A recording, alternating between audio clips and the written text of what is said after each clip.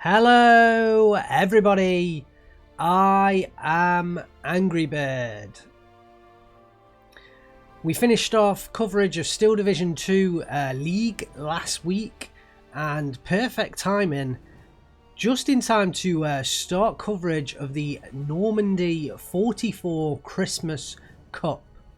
So this was a one-day tournament run over the Christmas break. And this is Steel Division 1 Normandy, or is it Steel Division 44 Normandy? I can't quite remember the exact name. But yeah, so this is the Normandy 44 Christmas Cup. And I thought this was fantastic timing. But maybe I'll cover that in a little while. I'm anxious to get into coverage. So up on the screen we have a preview of the brackets and games played so far. There is 8 players playing in the tournament. This is a double elimination, so all the players, as you can see in round 1 on the top left, all the players have played so far. Those that win go through to round 2, play each other. Those that lose drop down into the losers bracket just below, where we're going to see ScoutSpirit take on Chickendew in this the first game of coverage.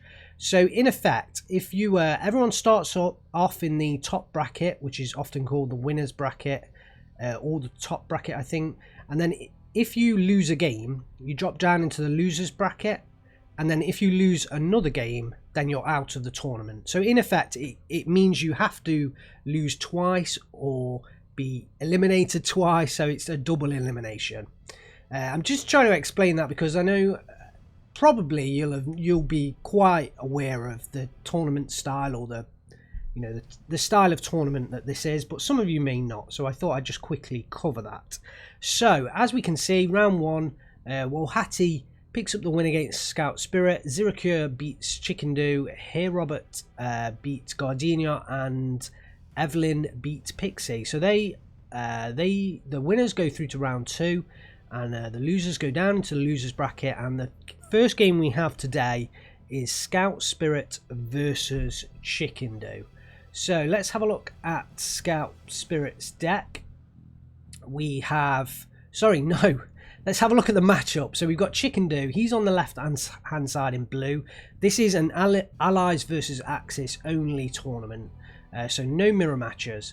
Chickendew is playing the second Indian head, the second infantry Indian head, and the income curve for the second Indian heads is 75 points in A phase, 120 in B phase, and 135 points in C phase.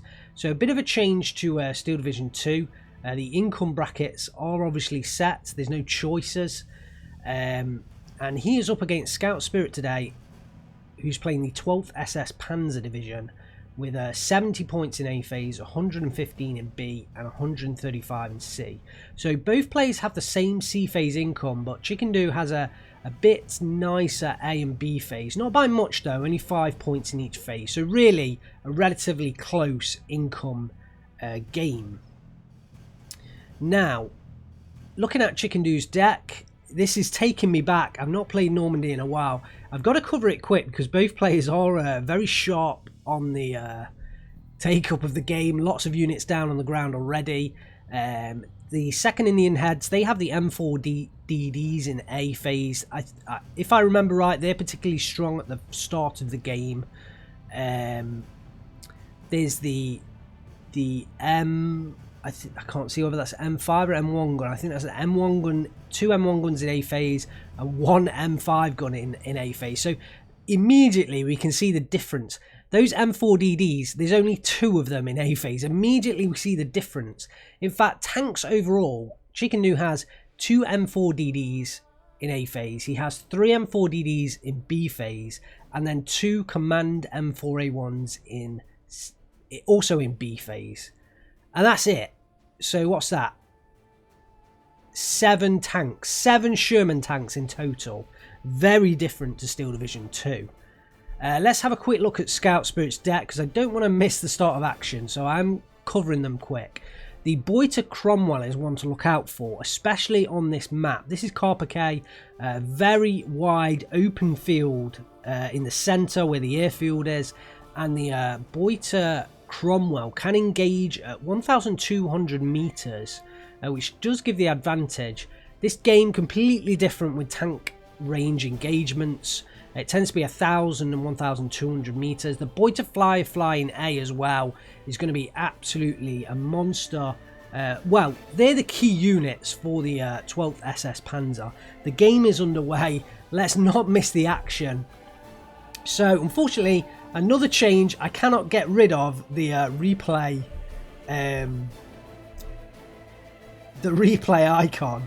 So that's going to have to be here within the game, I'm afraid. Chickendew on the left-hand side in blue. ScoutSpirit on the right-hand side in red. We've got a Rangers 60 mortar dropping down there.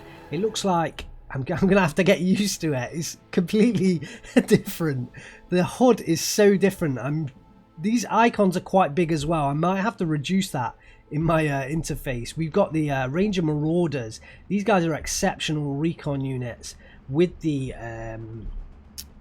bazooka, 200 meter range on that bazooka. So Rangers completely different.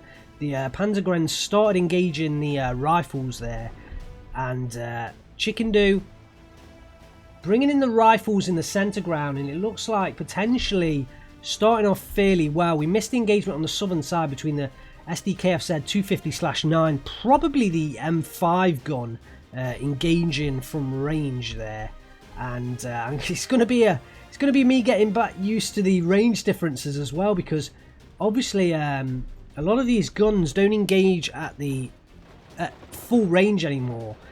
Most of them are at 1,000 meter range, if I remember rightly. The AT guns all at 1,000 meter range. This game in particular, a lot more not more forgiving. That's not the right word. The infantry micro a lot more important in this game, and actually a lot more. There is a lot more ability for infantry micro. As we can see, we've got the Panzergrenz facing off against the Ranger assaults at the minute with the rifles at the back. We've got M4DD barreling down the road, and no sort of fast attack move. So this will not fire until it gets into position, and then it may start firing, if I remember right on those mechanics. Down in the southern area, we've got ScoutSpirit pushing forwards with the Spar Troop, trying to get eyes on what's there. The SDKFZ 250/8, which has the KWK 37 L24 with the 1,000 meter range. He needs to spot the infantry so he can engage with that 250/8. That definitely has the range ability. The Ranger mortars at 60mm pinning down the Pak 38, which potentially got revealed at some point. Also throwing down smoke earlier. The Ranger assaults pushing forwards, going to be hopefully engaging with that flamethrower at the 100 meter range. But ScoutSpirit backing off now. Does engage with that flamethrower. I love the little flame effects there. I don't know whether that was different. And actually, well, we've got an issue. We did have a pretty major stutter there.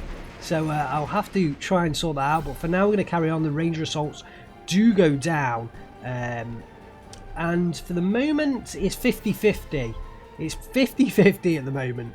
Lots of reinforcements from Chickendew going into the northern side.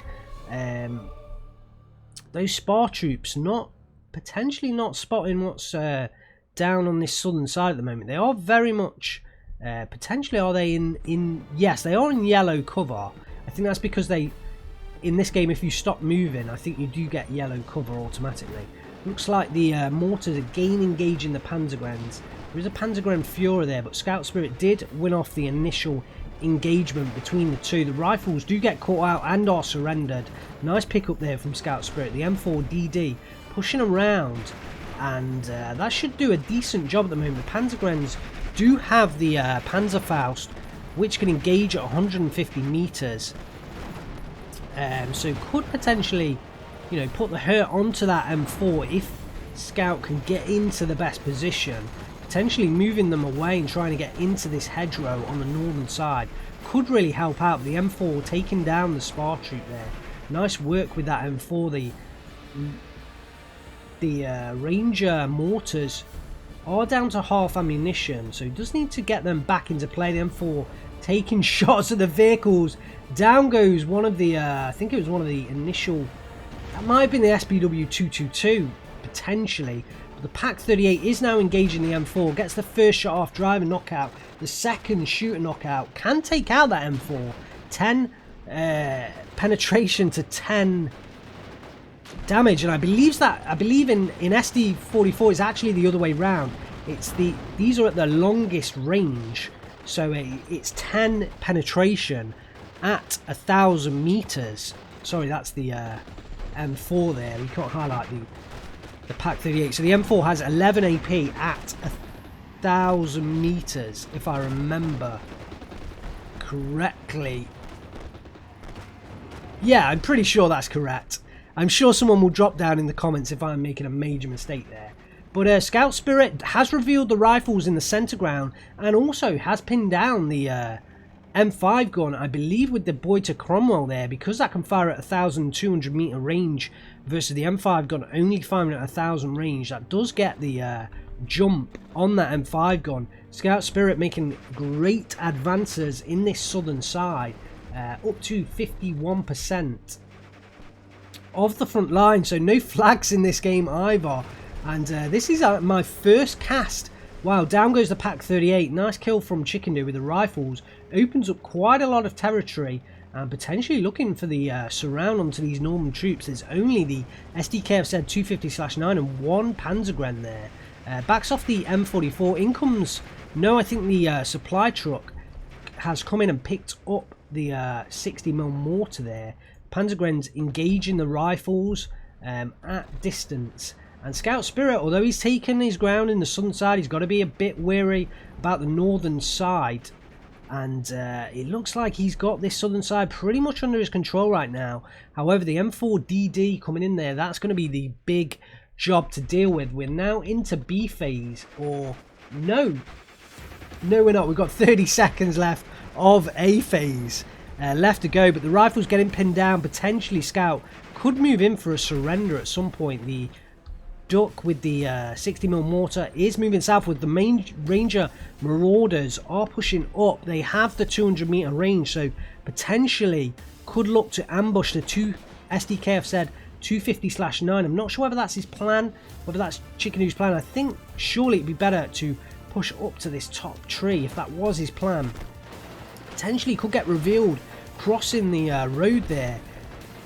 I think is lucky. The M4DD on the fast move and potentially looking to get the kill onto that SDKFZ 250/9 there. Coming around the corner, and will he get the kill? Oh, backing away, so did not like the odds there, and has backed away from that engagement. On the southern side, the M4DD has destroyed the SDKFZ 250/8 that was down there. A Jeep does come in with an AT gun. We can't see what that unit is. Another change from SD1 to SD2. No, sorry, the SDKFZ 250/8 is there. So they're all retreating in the face of the M4DD. And back to a 50-50. Neither side really pushing too much. The Panzergrens in the north have now been surrounded. The Ranger Marauders pushing forwards with the M4DD, potentially looking for the double shot into the SBW222, but the Ranger Marauders get the job done expertly well. I do miss these Ranger Marauders from Steel Division 2, or a unit of these type. The Recon combined with the bazooka. I guess one of the closest things we've got is the OSNAS, but unfortunately we don't get that in Steel Division 2. We've got another stut here, so I may have to adjust settings for the next game. The rifles are taking on the Panzer Grenadiers here. Very close range fight. Let's see whether we can get him right. Literally as close as you could possibly get to each other. It's like this scene from what was it, Saving Private Ryan, where they were in the building and the wall fell down, and they were just like nose to nose engaging. The rifles are going to beat out the Panzergrens.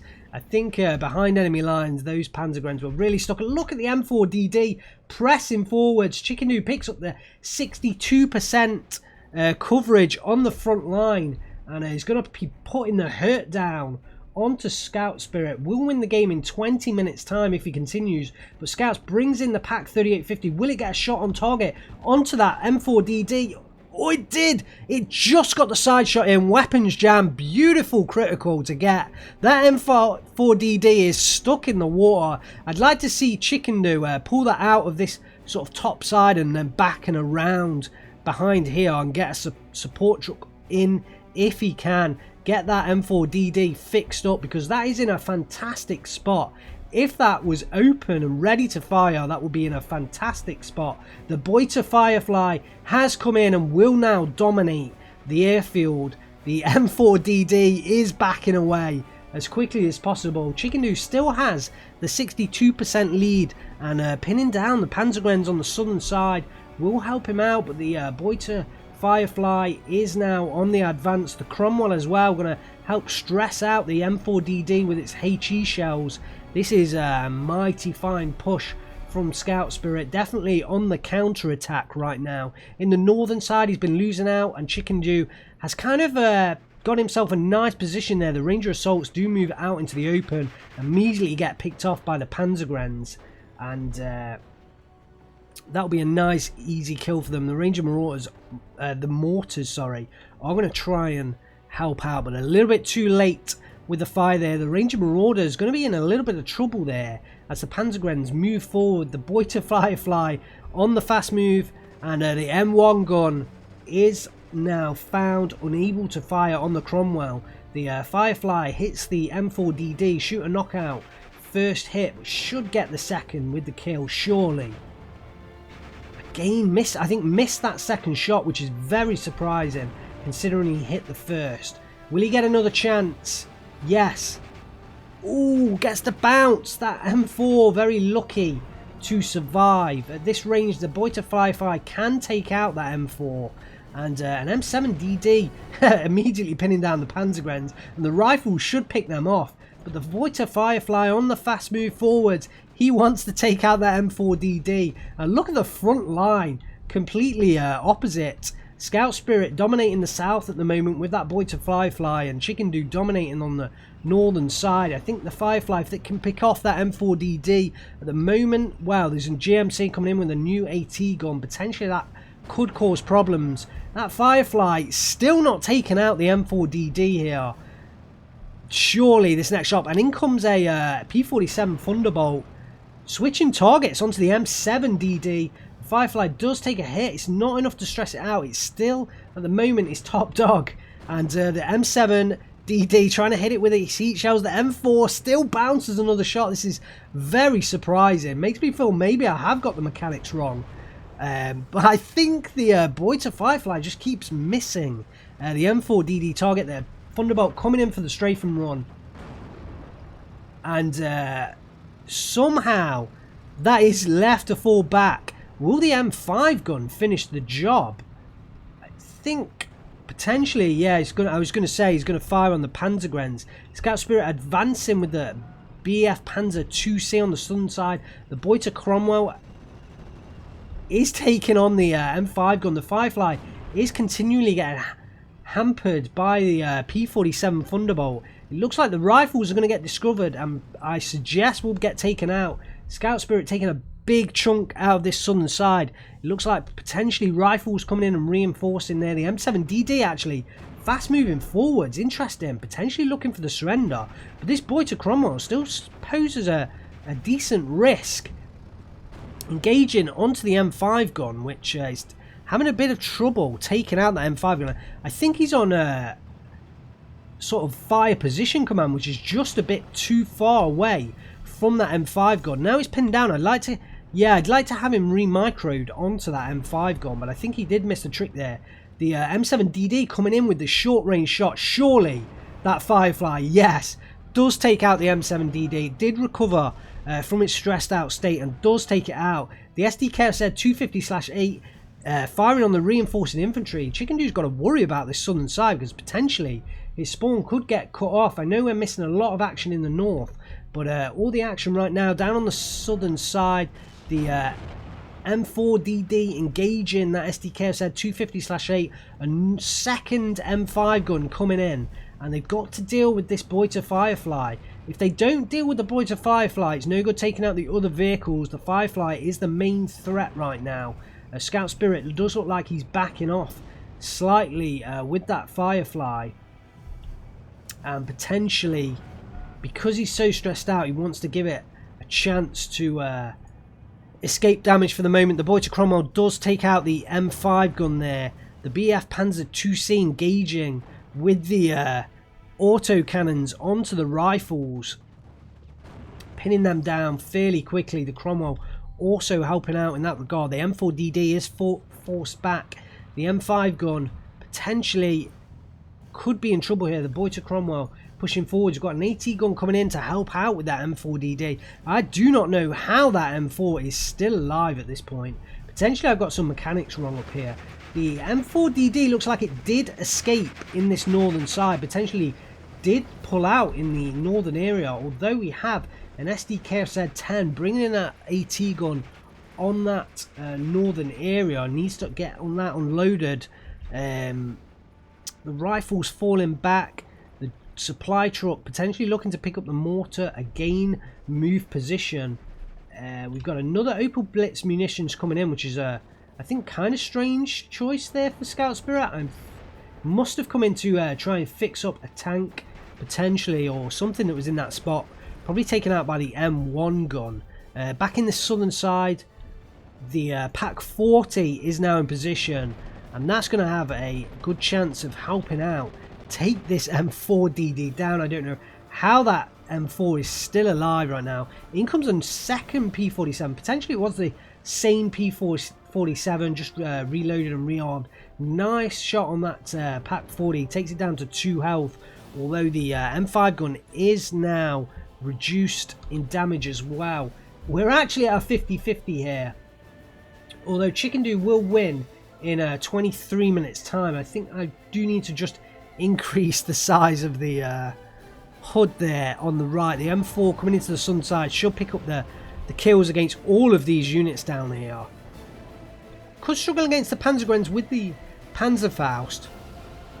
He picks up the easy BF Panzer II kill. In comes a P47 Thunderbolt to strafe the Pack 40. Does continue to have that pinned down. Finally though, the M4 goes down. I'm not sure which unit that was that got the kill there. Let's see whether we can get a quick replay of that. Let's see who got the kill. The Firefly took the shot, missed.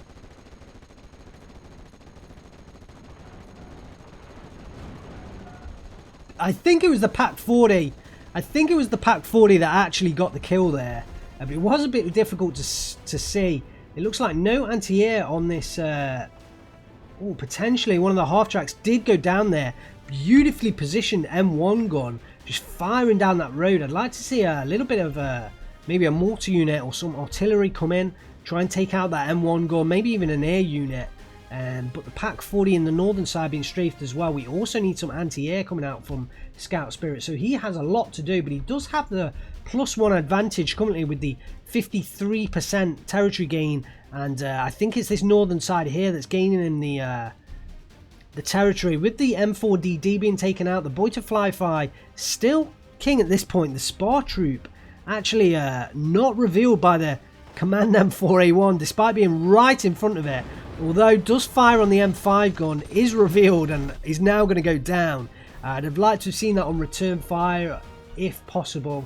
The Pack 40 in the northern side still being pinned down. One of the leaders goes down there. That's a big kill. The Panzer 4H coming in can kill, although I don't think saw the M4DD initially. Does take the first shot. Who's going to win out here? Both sides can beat each other. The Pack 40 still being strafed, both missing shots at the moment, and looks like Chickendew potentially backing away with the M4DD. No, still firing. Is he going to back away again? I think the M4DD more stressed out. Now comes the smoke.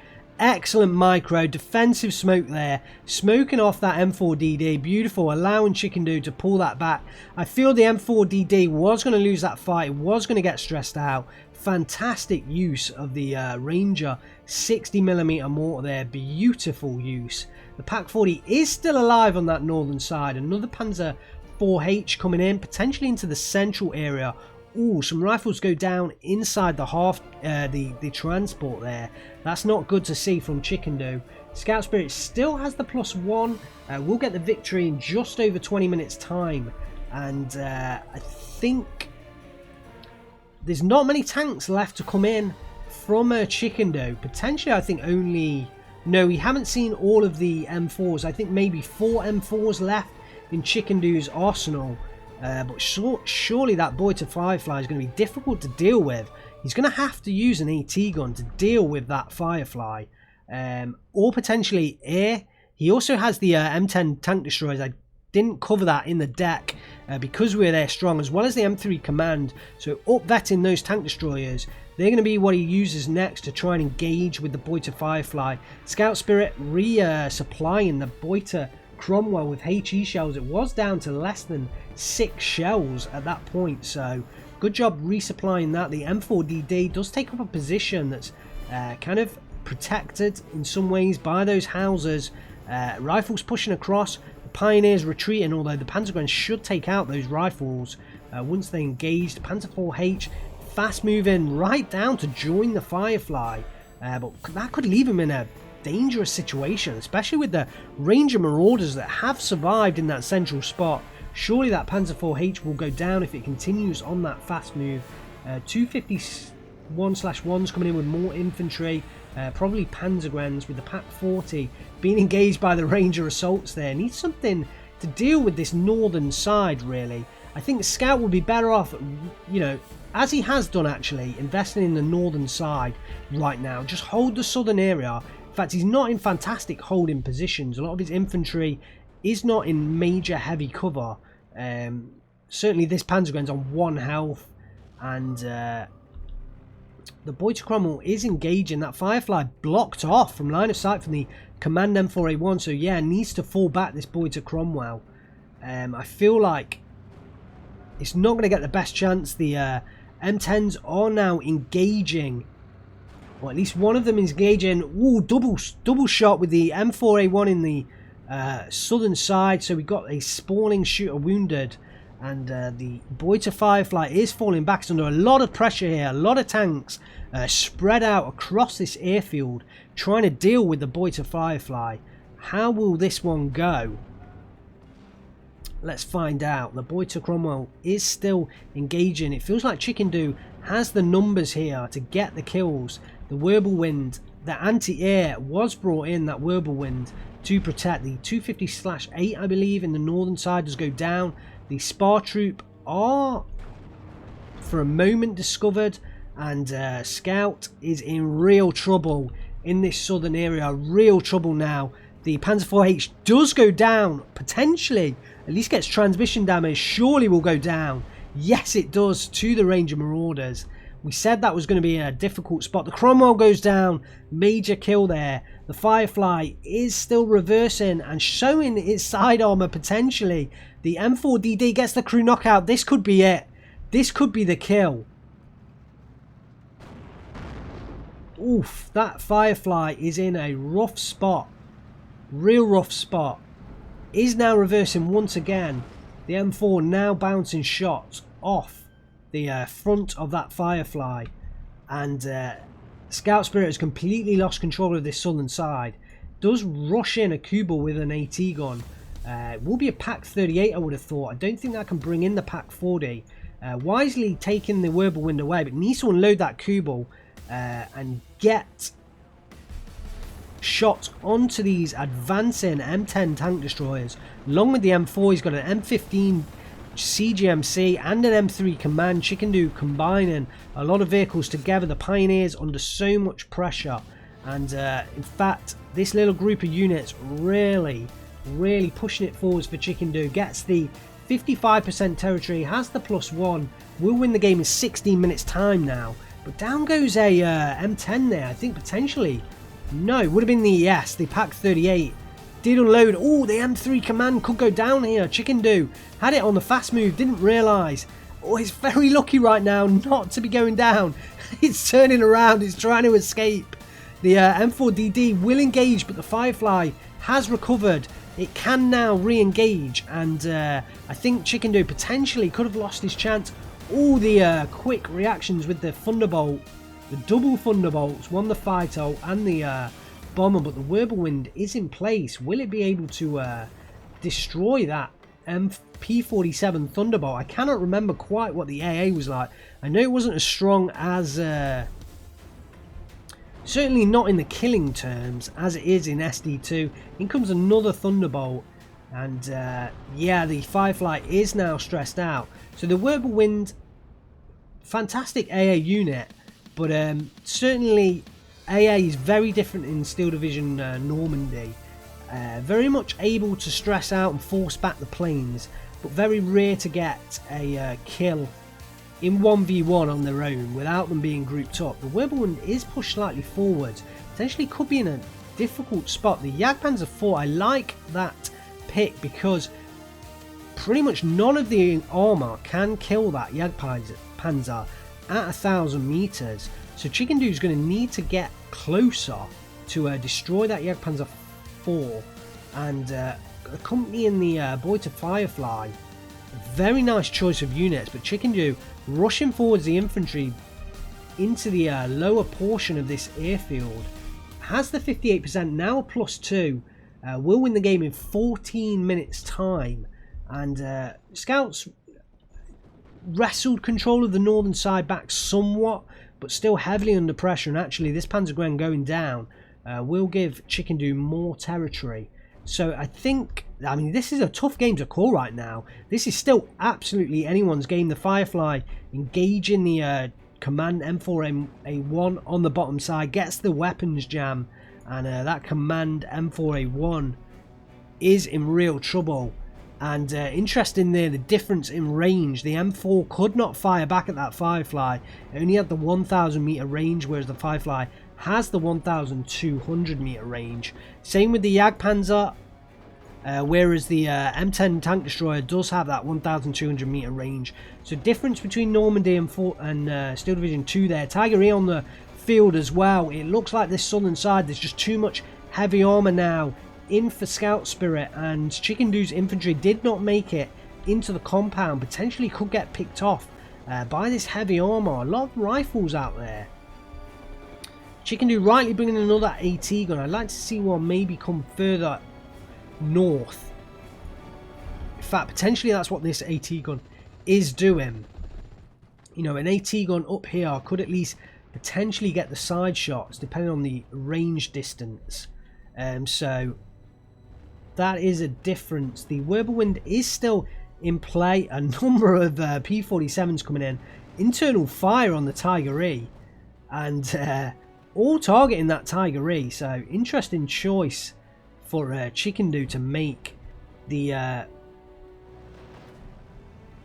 M10 tank destroyer is engaging the Jagdpanzer IV, but I don't think he's going to win out.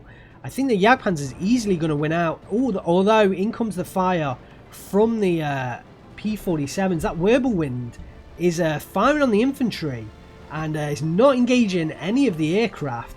So I think that's an actual order by Scout that's making that Whirlwind fire on the infantry. Potentially could run out of ammunition. Although ScoutSpirit surrenders. Wow. Wow, kind of surprised by that surrender there. I don't know what you guys felt, but I didn't feel like that game was over by any means. ScoutSpirit with the surrender. 28 minutes, 5 seconds. Chickendew picks up the victory against ScoutSpirit. Congratulations, Chickendew. Commiserations, ScoutSpirit there. Obviously felt like he couldn't recover, but I thought in that southern side there was enough heavy tanks there. I'm kind of surprised by that decision. That one did catch me off guard. So yeah, I think Scout certainly could have continued to push.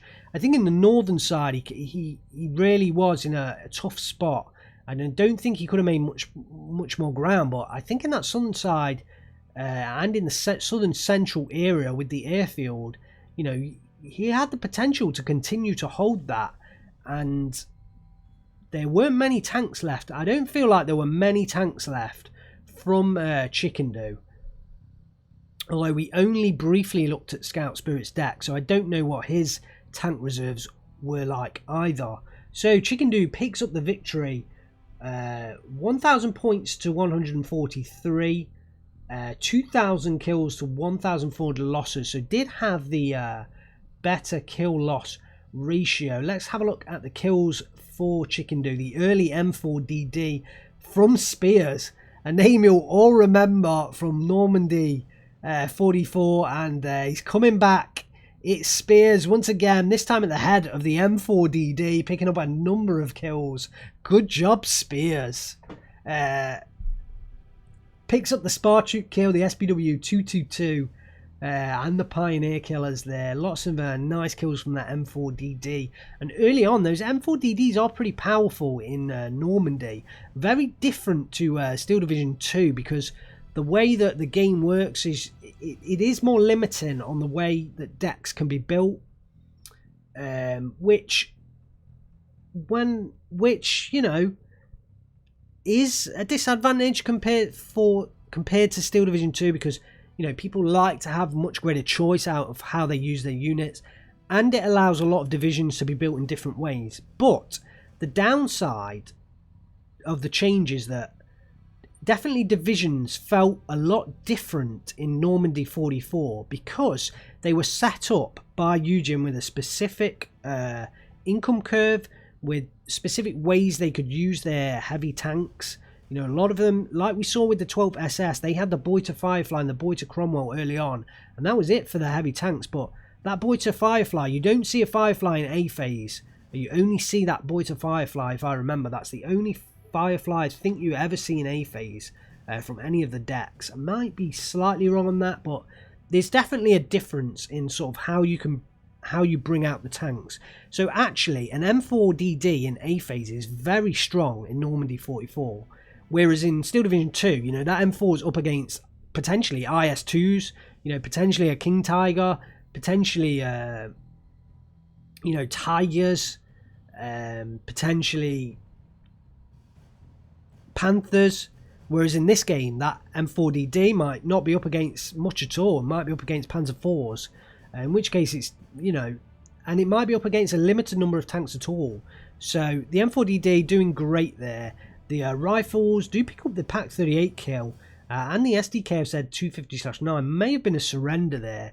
The M5 gun does also pick out a good kill. This M1 gun, this was the one that was facing down the road, I think, that we picked out in that little forest. Beautiful positioning there, taking out a number of units in the half tracks as they were reinforcing. The Ranger Marauders get the Panzer IV kill. Those Ranger Marauders, fantastic units, and a lot of people were calling out for the 2nd Infantry, the Indian Heads, to be included, to be ported over as such into onto the Eastern Front, and I would love to see those Ranger Marauders once again in action. Command M4 A1 does... Oh, this was the one that came into the southern side, cleared up the BAF Panzer 2C and the 250/8, and did get the Boiter Cromwell kill, so nice job there. The P-47s did a great job of hounding ScoutSpirit, and the anti-air didn't do a fantastic job at keeping those P-47s at bay. And then the M5 gun and at the ends getting the Jagdpanzer IV kill. So that may have been the thing that tipped ScoutSpirit over the edge. Yeah, very end of the game, that Jagdpanzer IV went down. So potentially ScoutSpirit felt like he lost that Jagdpanzer and couldn't really progress forwards.